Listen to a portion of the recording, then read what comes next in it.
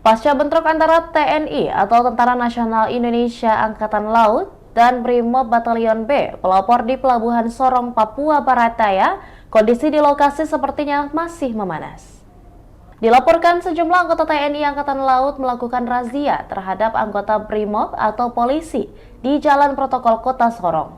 Tak hanya merazia, informasi yang beredar para anggota TNI turut melakukan tindakan kekerasan kepada pengendara roda 2. Mendengar itu, Panglima Koarmada Ketiga Sorong, Laksamana Muda TNI Hersan pun angkat bicara. Hersan menegaskan ia tak akan segan-segan melakukan penindakan secara internal kepada anggota TNI yang terbukti razia.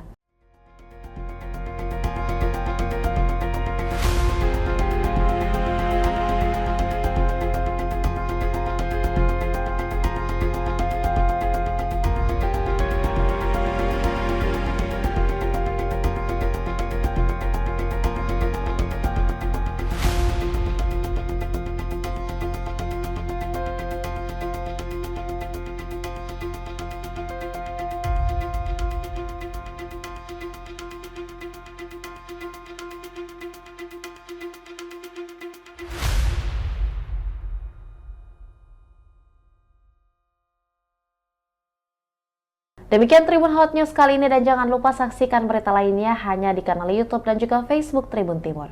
Download Tribun X sekarang, menghadirkan lokal menjadi Indonesia.